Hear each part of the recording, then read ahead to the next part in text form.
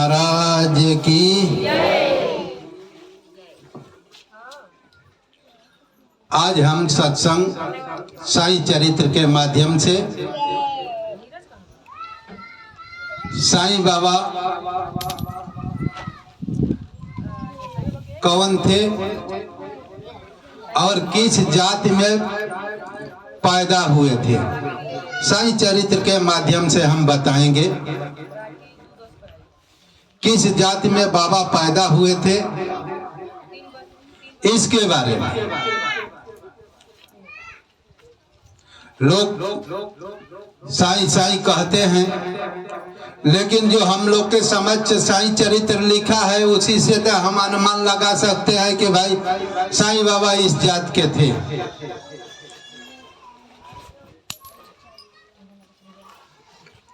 साईं बाबा सर्वप्रथम 16 वर्ष की अवस्था में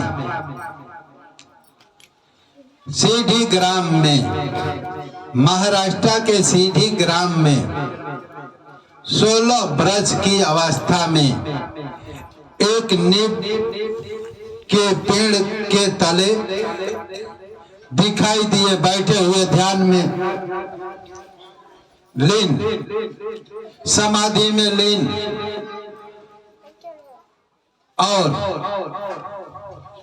जाड़ा पाला का कोई असर ही नहीं, और एकांत में बैठे हुए समाधि में लीन सीढ़ी वाले ग्राम के लोग देखे। मैं साईं बाबा की जीवनी कह रहा हूं, आप लोग इससे अनुमान लगा लेंगे कि साईं बाबा क्या थे। भाई आप लोग भी सोचते होंगे कि साईं बाबा मुसलमान हैं कि हिंदू हैं कि क्या हैं, ऐसा मन में आता है कि नहीं आता है।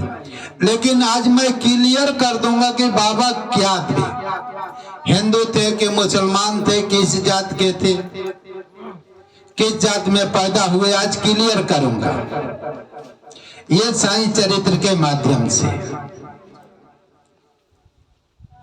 16 वर्ष की अवस्था में दिखाई दिए भक्तों, वहां सीधी ग्राम के लोगों ने सोचा इतनी कम उम्र की आयु में ये युवक कहां से आया हुआ है, इतना समाधि में हमेशा लीन रहता है, कोई महान तपस्वी दिखता है, ये साधारण व्यक्ति हो ही नहीं सकता, ये साधारण व्यक्ति है।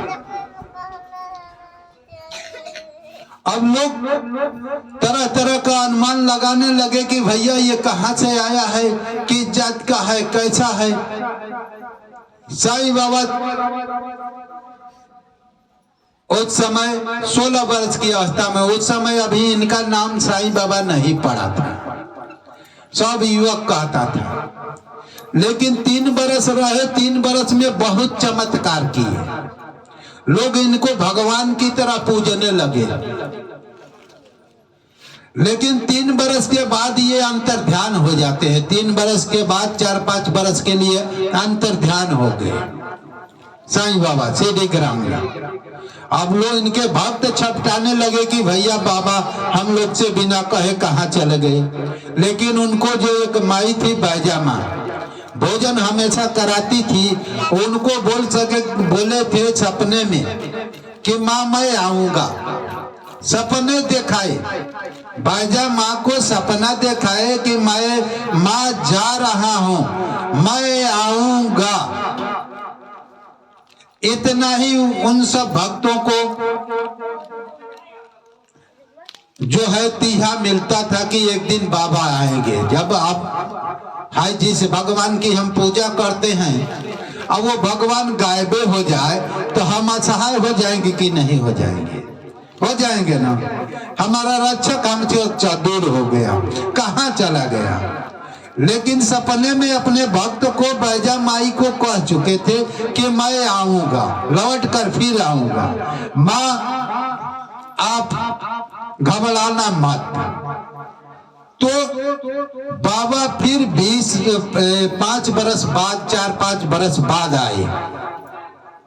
अब उस समय कैसे आए, उस समय तो भाई युवक थे, दाढ़ी वड़ी थी नहीं, साफा चट था। जब आए तो भाई साईं बाबा का भेष बना कर आए, जैसे इस पर पट्टी बांधे हुए, कपड़ा पहने हुए और ऐसी दाढ़ी मुसलमानों की तरह लगाए हुए। अब कैसे आ रहे हैं, इस कथा को कह रहा हूं। धूप ग्राम का एक अधिकारी था, चाँद पाटिल नाम का मुस्लिम रहता था। उसकी घोड़ी खो गई थी। वो 2-4 मास से घोड़ी को खोज रहा था कि हमारी घोड़ी इसी तरफ जो है भूली और मिले ही नहीं होगी। इधर उधर खोज रहा था, घोर परिश्रम किया। बाबा जब वो घोड़ी खोज रहा था तो बाबा रास्ते में मिल गए, एक पेड़ तर बैठे हुए। बाबा साईं बाबा जब मिले, साईं बाबा ने उन्हें पुकारा, उसको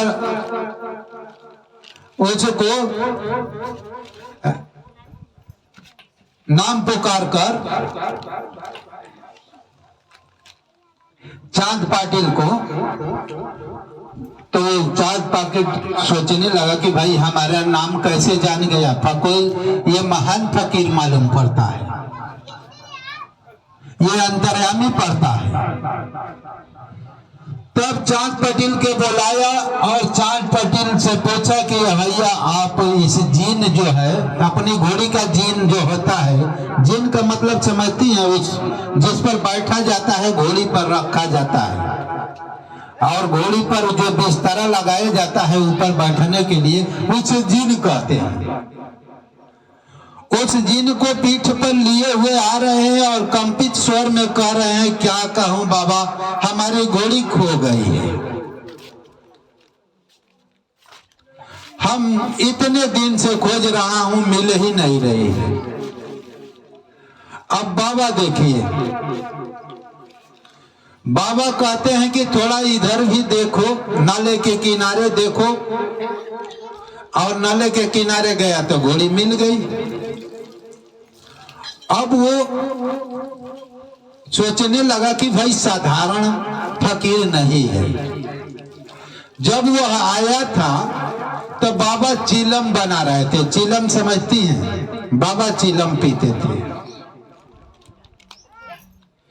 चिलम बना रहे थे। अब चिलम वाला जो है तम्बाकू मसल रहे थे और चिलम पर रख लिए थे। और इसके बाद अब जब घोड़ी वो लेकर आता है तो अब अग्नि की जरूरत पड़ती है। अग्नि समझती है ना, हमारे चिलम पर रखा जाता है अग्नि, तब धुआं उड़ाते हैं लोग गांजा पीने वाले। तो अग्नि के लिए चमटा अपने पास रखते थे। चमटा को बलपूर्वक जमीन में घुसेड़े और ऊपर उठाए तो उसमें एक अंगारा आ गया, जमीन से निकल गया अंगारा। और उस अंगारा को चिलम पर रखे और धुआं उड़ा दिए और पाटिल को भी दिए, चाँद पाटिल को, कि भाई तू भी पी ले। वो भी एक फूक 2 फूक मारा। माने कहने का तात्पर्य यह है कि जब आप साफी भी भीगने के लिए जरूर पड़ती है, जो चिलम के नीचे कपड़ा लपेटा जाता है, तो फिर दूसरा सटका जब भीतर घुसेड़ते हैं, जमीन में मारते हैं, तो जल प्रवाहित हो जाता है, जल निकलने लगता है धार के साथ। जब दूसरा सटका जमीन में घुसेड़ते हैं तो जल फेंकने लगता है। और साफी को भेज, साफी का मतलब होता है एक सूती वस्त्र होता है, उसको पानी में चिलम पीने वाले भिगोते हैं, उस पर चिलम पर लगाते हैं और तब दम मारते हैं। उसमें से खींचने पर जो कचरा आता है सूती कपड़े पर लग जाता है, भीतर प्रवेश नहीं कर पाता है, उनको को इससे फायदा होता है, तो इसलिए वो कपड़ा लपेटते हैं। तो वो चांद पाटिल देखने लगा कि भैया ये साधारण व्यक्ति है नहीं। जमीन में झटका मारा तो जल निकलने लगा, जमीन में झटका मारा तो अग्नि प्रकट हो गई। ये कैसा कोई साधारण औलिया दिखाई नहीं देता है, ये महान पुरुष है। अब उनके चरणों पर गिर गया चांद पाटिल और कहता है कि भैया आपसे विनती है, मेरे भाई के लड़के जो है, हमारे साले का लड़के की शादी है और उस शादी में आप चल पड़े, चलिए। तो विनती कर कर लेकर घर पर आए और वो उसकी बारात कहाँ आने वाली थी? सीढ़ी ग्राम में, जहां बाबा का धाम है वहां से भाग चुके थे। बाबा एक बार अंतर्ध्यान हो चुके थे। तो बारात के साथ सीढ़ी ग्राम में आए। सीढ़ी ग्राम में आए और वहीं पर रहने लगे, वहीं पर अपना निवास स्थान बना लिया। तो हमारे कहने का मतलब यह है, अब वो चांद पाटिल जो मुसलमान था वो भी बाबा का भक्त हो गया। कितने मूर्खों ने कहते हैं कि बाबा का नाम चांद मियां था।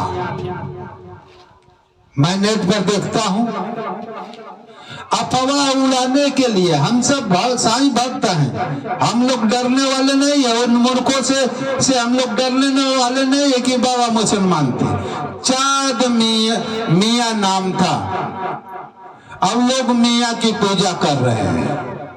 हम साबित कर दूंगा कि बाबा हिंदू थे, ब्राह्मण कुल में पैदा हुए थे और ब्राह्मण भी नहीं थे। मैं ईसाई चरित्र से साबित करूंगा कि बाबा ब्राह्मण भी नहीं थे, ना हिंदू थे, ना मुसलमान थे, वो ब्रह्म थे, उनकी कोई जाति नहीं थी।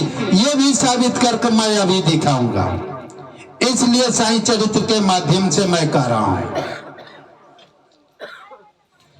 तो मूर्खों ने कहते थे कि भाई चांद मियां था, वो उसी का नाम साईं बाबा पड़ा, लोग इस चांद मियां के पाछे दौड़ते हैं। अरे मूर्ख, तुमको समझ में नहीं आएगा कि ये भगवान है कि नहीं। तुम्हारी चेतना है ही नहीं भगवान को पकड़ने के लिए। अर्जुन तो समझ ही नहीं पाता था कि कृष्ण भगवान है। वो तो जानता था अर्जुन की हम कुछ विद्याओं में और अधिक हूं कृष्ण से, हमारे ही जैसे शस्त्रधारी है, लेकिन मैं कुछ विद्याओं में और आगे हूं, अर्जुन समझता था। जब साधना करोगे साईं का, तब पता चलेगा कि साईं भगवान है कि क्या है। मूर्खों को कैसे पता चलेगा?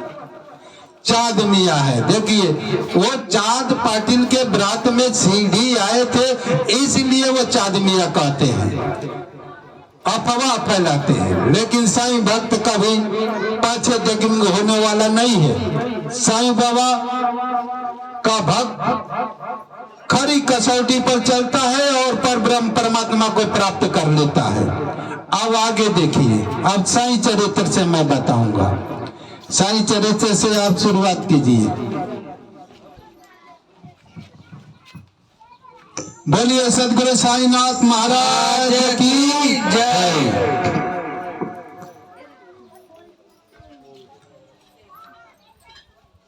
श्री साईं बाबा के एक अंतरंग भक्त महालसापति, जो कि बाबा के साथ मस्जिद तथा चावड़ी में शयन करते थे, उन्हें बाबा ने बतलाया था कि मेरा जन्म पाथर्डी के एक ब्राह्मण परिवार में हुआ था। मेरे माता पिता ने मुझे बाल अवस्था में ही एक फकीर को सौंप दिया था।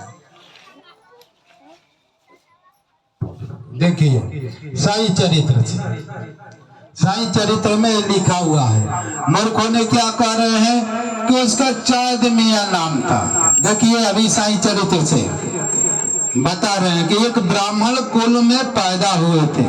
उनके माता पिता ने एक महान फकीर के सौंप दिया जो परमात्मा को जानता है। ऐसे फकीर को सौंप दिया।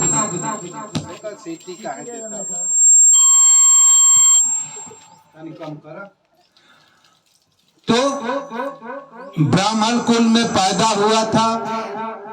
अभी सुने थे ना सही चरित्र के माध्यम से। उनके माता पिता जो है एक फकीर को सौंप दिए और फकीर की भक्ति कर कर परमात्मा को प्राप्त कर, परमात्मा स्वरूप से एकत्व भाव प्राप्त कर लेता है, वो व्यक्ति परमात्मा हो जाता है।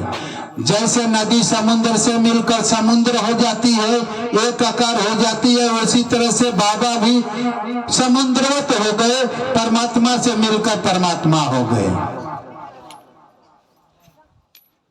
तो गुरु और ईश्वर में कुछ नहीं भेदा, सुमिर समर नर मिठाओ खेदा। गुरु और ईश्वर में भेद कर रहा है कि गुरु और ईश्वर में कुछ भेद नहीं होता है। ईश्वर धरती पर प्रकट नहीं होता है। ईश्वर के जो महान आत्मा होती है, ईश्वर के साथ जुड़ी रहती है, वही महान आत्मा। अवतार का मतलब होता है दिव्य लोकों से नीचे के लोकों में आना, उसे अवतार कहते हैं। ये साईं बाबा अवतारी पुरुष थे। दिव्य लोकों से नीचे के तरफ धरती मृत लोक में आकर और लोगों को परमात्मा तत्व का, परमात्मा ज्ञान का उपदेश करना और परमात्मा तक पहुंचाना और परमात्मा से मिलाना, उसे अवतार कहते हैं। वो आत्माएं अपने से आती है, अपने से ही चली जाती है। ऐसे साईं बाबा थे। साईं बाबा एक बार अपने भगत महलसापति को कह दिए थे कि भगत महलसापति हमारे शरीर को 3 दिन तक ले हमारे रक्षा करना। 3 दिन तक मैं इस शरीर को छोड़कर जा रहा हूं और ईश्वर ने चाहा तो फिर शरीर में आ जाऊंगा। देखिए साईं बाबा एक बार 3 दिन के लिए शरीर छोड़कर चले गए थे। कहां चले गए थे? प्रो ब्रह्म परमात्मा के साथ दिव्य लोकों में शरीर से निकल गए थे।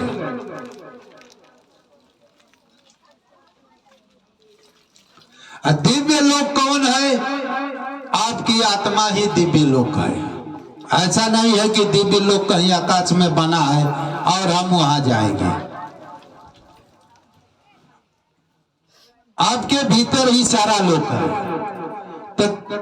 तो शरीर को छोड़कर आत्मा निकल गए। हमको भी बाबा 3 बार शरीर से बाहर निकाले थे। ऐसा नहीं है कि अपने ही निकले, हमको भी 3 बार इस शरीर से बाहर निकाल दिए थे। मैं इस आकाश से कई पार जाकर अपने शरीर को देख रहा हूं। ऐसे बाबा ने मुझे भी किए। तो कहने का तात्पर्य है कि बाबा 3 दिन तक ले निकल गए और वहां पर पुलिस आई, जांच पड़ताल करने लगी और कहने लगे कि भाई इसको जल्दी में दफनाओ, नहीं तो कीड़ा पड़ जाएंगे, महामारी फैल जाएगी। भगत महलसापति जानता था कि बाबा आएंगे, उसकी भक्ति पर वो 3 दिन तक ले अपने गोद में ही रखे रहे और तीसरा दिन वो बाबा आ गए। यानी 90 घंटे के बाद बाबा आए और 90 घंटे के तक शरीर को त्याग दिए थे। तो इससे सिद्ध हो रहा है कि बाबा कोई साधारण व्यक्ति नहीं थे। जब चाहे शरीर धारण कर सकते हैं, जब चाहे शरीर से बाहर निकल सकते हैं, जब चाहे शरीर में आ सकते हैं। इनके लिए, बाबा के लिए शरीर वस्त्र है। तो आगे पढ़ा। जब यह चर्चा चल रही थी तभी पाथर्डी के कुछ लोग वहां आए तथा बाबा ने उनसे कुछ लोगों के संबंध में पूछताछ भी की। श्रीमती, जब यह चर्चा चल रही थी तभी पाथर्डी से कुछ लोग वहां आए तथा बाबा ने उनसे कुछ लोगों के संबंध में पूछताछ भी की। श्रीमती काशीबाई कानेटकर, पूना की एक प्रसिद्ध विशुद्धि महिला, ने साईं लीला पत्रिका भाग 2 सन 1934 के पृष्ठ 79 पर अनुभव नंबर 5 में प्रकाशित किया है कि बाबा के चमत्कारों को सुनकर हम लोग अपनी ब्रह्मवादी संस्था की पद्धति के अनुसार विवेचन कर रहे थे। विवाद का विषय था कि साईं बाबा ब्रह्मवादी हैं या वाम मार्गी। कालांतर में जब मैं शिरडी को गई तो मुझे इस संबंध में अनेक विचार आ रहे थे। जैसे कि मैंने मस्जिद की सीढ़ियों पर पैर रखा कि बाबा उठकर सामने आ गए और अपने हृदय की ओर अंकित कर संकेत कर मेरी ओर घूरते हुए क्रोधित हो बोले, यह ब्राह्मण है, शुद्ध ब्राह्मण, इसे वाम मार्ग से क्या प्रयोजन। यहाँ कोई भी यवन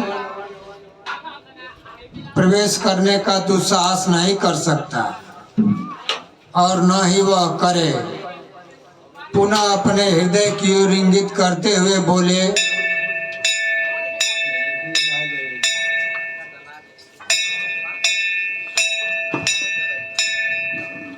देखिए, एक माई जो थी बाबा का दर्शन करने जा रही थी और विवाद का विषय था कि बाबा वाम मार्गी, माने वाम मार्गी का मतलब मुसलमान, ब्रह्मवादी है कि वाम मार्गी है। ब्रह्मवादी का मतलब होता है हिंदू मार्गी, सनातन मार्गी। ब्रह्मवादी का मतलब है सनातन मार्गी, हिंदू मार्गी। तो कहने का मतलब है, एक माई शंका कर रही थी कि बाबा मुसलमान है कि हिंदू है। तो वो आपस में कई दिन पहले ये डिस्कशन की थी, लेकिन जब उनके चमत्कारों को सुनकर सीढ़ी आ रही है, चमत्कारों को सुनकर, तो बाबा पहले ही से जान जाते हैं। उसके मन में विचार है कि मैं एक मुसलमान को जा रहा हूं दर्शन करने, उसके विचार में आ रहा है। उस माई को विचार आ रहा है कि हम जा रहा हूं एक मुसलमान का दर्शन करने, लेकिन ठीक है जा रहा हूं। इसके भीतर ये बातें गुज रही थी, चल रही थी, वो किसी को बताई नहीं थी। लेकिन क्या बात होती है कि बाबा उसके भीतर की बातों को जान गए और कह रहे हैं, क्या कह रहे हैं,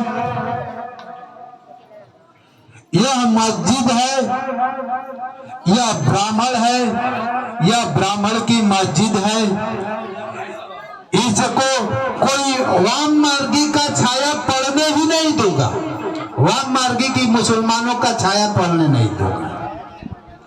समझ रही है आप? उस संकुचित सी कि बाबा हिंदू है कि मुसलमान है, वो कह रहे कि वाम मार्गी का छाया पड़ने ही नहीं दूंगा।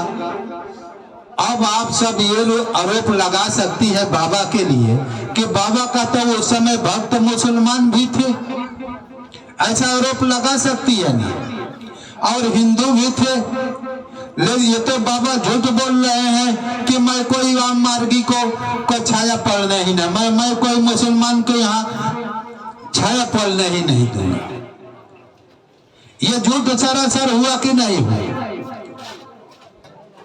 लेकिन अध्यात्म मार्ग पर जब जीव चलता है, मैं अपना अनुभव बता रहा हूं,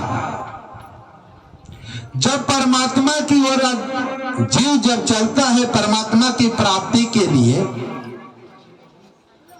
और परमात्मा तत्व को साधना करने लगता है, तो वो कोई जात पाति नहीं रहता है, ना हिंदू रहता है, ना मुसलमान रहता है, न सिख रहता है, न ईसाई रहता है। उसके अंदर जब साधना करेगा, ध्यान करेगा, ये बात आ जाएगी कि मैं तो हिंदू हूं, तो परमात्मा को देख ही नहीं सकता, परमात्मा का ध्यान कर ही नहीं सकता। जब परमात्मा का आप ध्यान करने लगेंगे और सोचेंगे कि मैं तो मुसलमान हूं, तो परमात्मा तक आपकी दृष्टि जा ही नहीं सकती। इन सब सांसारिक व्यवहारों को काटना पड़ता है कि मैं आत्मा हूं, मैं ब्रह्म हूं, मैं कोई शरीर नहीं हूं। अब हम शरीर नहीं है तो हम शरीर के लिए हिंदू का मुसलमान क्या कहें भाई? कोई कह सकता है कि मैं शरीर हूं, भाई तुम शरीर हो तो तुम्हें गंगा जी में बहावाना क्यों पड़ता है, फूकना क्यों पड़ता है? तुम एक वस्त्र हो और वस्त्र की महत्ता दिए हो कि मैं हिंदू हूं, मैं मुसलमान हूं, मैं सिख हूं, मैं ईसाई हूं। तो जो ईश्वर की ओर चल पड़ता है वो जात पाति से न्यारे हो जाता है। इसलिए बाबा कह रहे हैं कि मैं कोई वाम मार्गी की छाया पड़ने ही नहीं दूंगा। जो परमात्मा की ओर चल देता है और सोचेगा कि मैं तो ठाकुर हूं, इस चमड़ी को सोचेगा कि भाई ठाकुर हूं, तो चमड़ी को पकड़ेगा तो भगवान पकड़ेंगे, भगवान पकड़ेंगे नहीं में पकड़ाएंगे। कहा आगे जहां हम है वहां ब्रह्म नहीं, जहां ब्रह्म है वहां हम नहीं, है कि नहीं? जब हम आ गए कि मैं ठाकुर हूं, मैं क्षत्रिय हूं, तब तू तो चमड़ी हो गया। मैं ब्राह्मण हूं तो तू चमड़ी हो गया। मैं ब्राह्मण कुल में पैदा हुआ हूं तो चमड़ी हो गया। और जब चमड़ी हो जाओगे तो ब्रह्म दिखाई देगा, जहां हम है वहां ब्रह्म नहीं। बाबा चमड़ी को नहीं कह रहे हैं कि मैं ब्राह्मण हूं,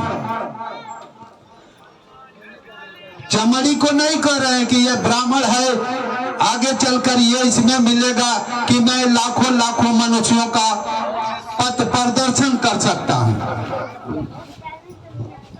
पथ प्रदर्शन कर सकता हूं, लाखों लाखों मनुष्यों का मैं पथ प्रदर्शन कर सकता हूं। कौन कर सकता है? कौन ब्राह्मण है?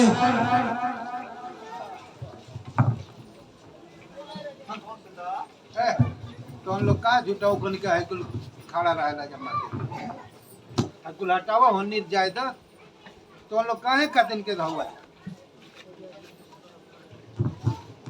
क्या कहो पूजा करा जाओ। अरे जी का बैठे पथ प्रदर्शक कर सकता है और उनको प्राय वस्तु की प्राप्ति करा सकता है। यह ब्राह्मण की मस्जिद है, मैं यहाँ वाम मार्गी की छाया भी न पड़ने दूंगा।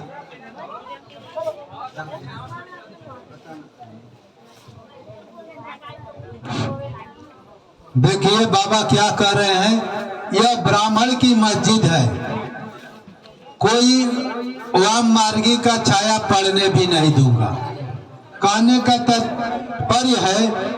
और यह ब्राह्मण लाखों लाखों मनुष्यों को पथ प्रदर्शक करा सकता है। कैसे? यानी मुक्ति दे सकता है। लाखों लाखों मनुष्यों को ब्राह्मण जो व्यक्ति जो है, बाबा ये सोचेंगे कि बाबा कह रहे हैं कि मैं ब्राह्मण हूं, मैं इसलिए कह रहा हूं कि कब व्यक्ति ब्राह्मण होता है और कब व्यक्ति ब्राह्मण भी नहीं होता है,